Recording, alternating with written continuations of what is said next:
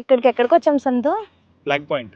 Flag point అంటే flag ఉండే point, flag point తగ్గించుకుంటే బాగుంటుంది. ఇది ఫ్లాగ్ పాయింట్ అండి.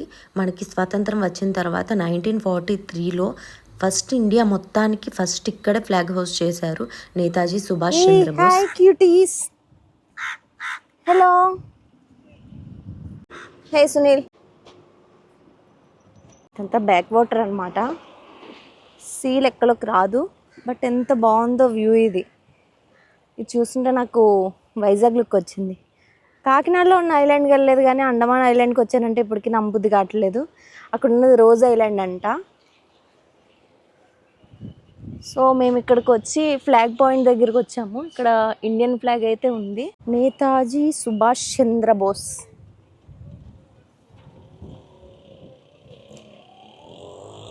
ఇది హిస్టరీ.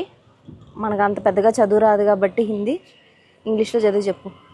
ఏంటి story? December is the significant day for Indians. అంటే ఆ రోజు నేతాజీ సుభాష్ చంద్రబోస్ 1943లో ఆజాద్ హింద్ ఫౌజ్కి హెడ్గా ఉన్నప్పుడు ఫస్ట్ ఇండియన్ ఫ్లాగ్ హోస్ట్ చేసింది ఇక్కడే అంట. చేసి declared as the first Indian territory to be ఫ్రీడ్ from British Raj. British నుంచి మనం ఫస్ట్ ఫ్రీ అయింది ఇక్కడనే అంట.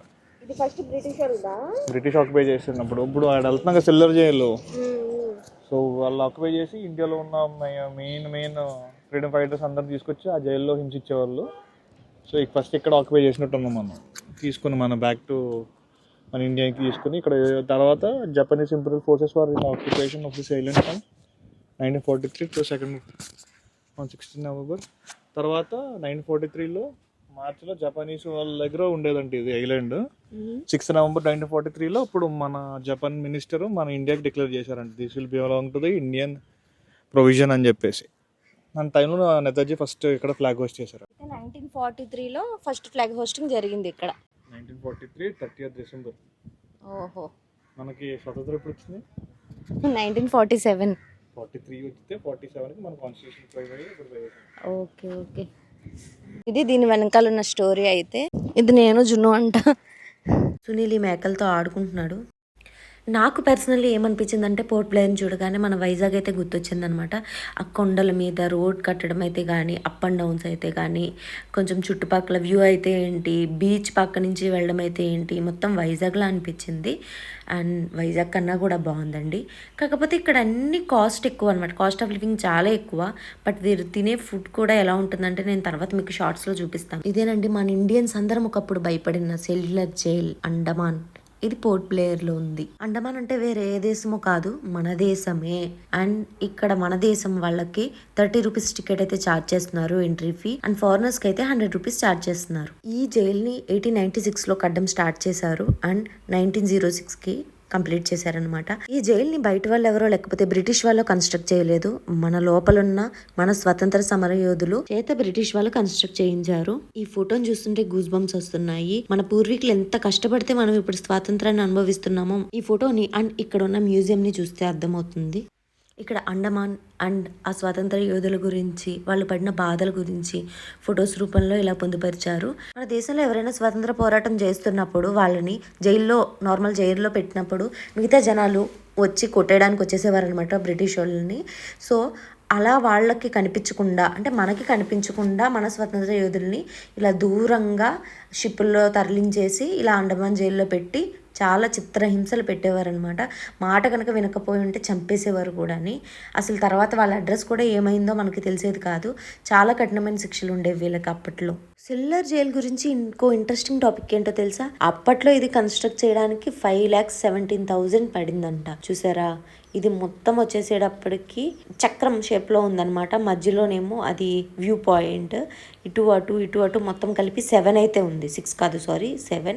ఇదైతే ఎంట్రన్స్. ఇది చూడడానికి అందంగా కనిపిస్తున్న ఒక నరకం కింద చెప్పుకోవచ్చు పాపం. ఇక్కడ ప్రిజన్లో లైఫ్ ఎలా ఉండేది, వాళ్ళు పడే బాధలు ఏంటి, వాళ్ళు ఎలాంటి బట్టలు ధరించేవారు, ఇవన్నీ కూడా మెన్షన్ చేశారనమాట.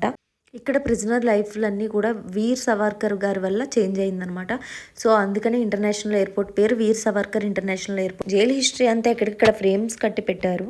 నేతాజీ సుభాష్ చంద్రబోస్ గారు వచ్చినప్పుడు ఫొటోస్ ఇవన్నీ కూడా. నాకు బేసికల్లీ ఓల్డ్ ఫొటోస్ అంటే చాలా ఇష్టం. అందులో ఇలాంటి పురాతనమైన ఫొటోస్ చూస్తుంటే చాలా మనసుకు హ్యాపీ అనిపించింది. పాపం జైల్లో వేసిన మన వాళ్ళకి యూజ్ చేసిన లాక్ అండ్ కీస్ ఇవి. అండమాన్లో ఈ ప్రజలు ఇవన్నీ ఎంతలా దాచుకున్నారంటే అక్కడే అర్థం చేసుకోవాలి మన జనాలు ఇక్కడ ఎంతలా బాధపడ్డారు అని చెప్పి. ఇక్కడ చాలా ఫొటోస్ ఉన్నాయి స్వతంత్ర సమర యోధులవి. బట్ ఏంటంటే అందరి పేర్లు నేను చదవలేను కాబట్టి మొత్తం అన్ని క్యాప్చర్ చేశాను, చూడండి.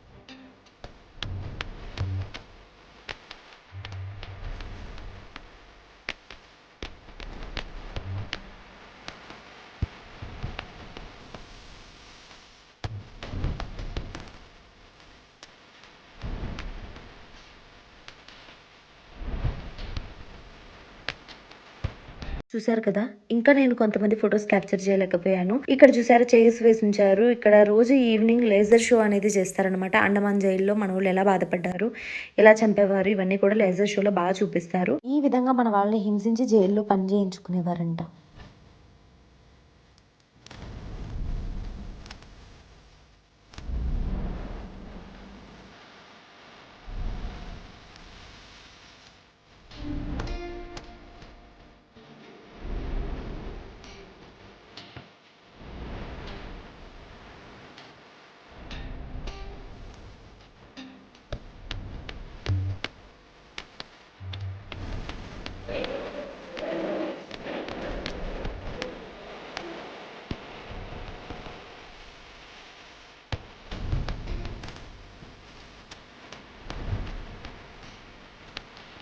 బ్రిటిష్ వాళ్ళ మాట వినలేని వాళ్ళని ఇలా ఉరితాడుకు వేసి ఉరివేసేవారంట. సినిమాలో సెట్లా ఉంది కదా, కానీ ఇక్కడ ఎంతో మంది ప్రాణాలని త్యాగం చేశారు. అలాగే కిందకి వెళ్తున్నాము. కింద చూస్తే మీరు ఉరివేసిన వాళ్ళని కింద ఇలా కలెక్ట్ చేసుకునేవారంట శవాల్ని. చూస్తుంటేనే చాలా బాధేసింది. ఆ ప్లేస్లో ఒక్కసారి నించోగానే ఏదో తెలియని బాధ వచ్చిందనమాట. ఎంతమంది మన కోసం ప్రాణత్యాగం చేశారు అని చెప్పి ఒకసారి చూసి మళ్ళీ చిన్నపిల్లడు ఉన్నాడు కదా, ఫాస్ట్గా పైకి వచ్చేసాము. ఇదే జైలు అండ్ 7 రోస్లా ఉన్నాయి కదా, అన్ని జైల్స్ సేమ్ కన్స్ట్రక్షన్. మనకి డబ్బున్న వాళ్ళకి ఒకటి, డబ్బు లేని వాళ్ళకి ఒకటి ఇలా కాదు, అన్నీ ఒకే కన్స్ట్రక్షన్. అండ్ బాత్రూమ్స్ అయితే ఉండవు, ఇసుక యూజ్ చేసేవారంట అప్పట్లో. ఫైనల్లీ వ్యూ పాయింట్ చూడడానికి పైకి వెళ్తున్నాము. మా ఇంటి సిలిండర్ జైల్లో వేసేసాము.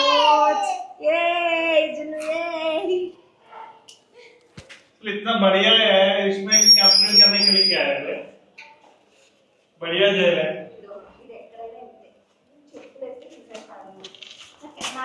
జైలుకి వెళ్తున్నాము. అమ్మో చీకటిగా ఉంది. ఎవరెవరు జైల్లో ఉన్నారో అందరి నేమ్స్ రాశారు. దీని మీద నించున్నాడు మా ఆయన. నిన్ను పెళ్ళి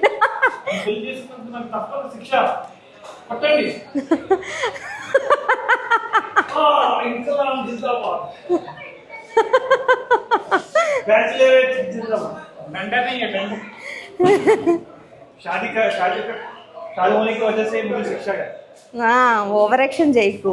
నన్ను పెళ్లి చేసుకున్నందుకు శిక్ష పడాల్సిందే అని చెప్తున్నాను. బ్రిటిష్ వాళ్ళే కదా కట్టింది ఇది. ఇంకో 4 క్వశ్చన్లు అడిగితే మా ఆయన నన్ను కొట్టేటట్టున్నాడు. వ్యూ అయితే అద్దరిపోయింది. బ్యాక్ వాటర్స్ ఉన్నాయి కదా, ఇక్కడ లాక్ వేస్తారు. ఫోటో గ్యాలరీని అయితే చూసేయండి.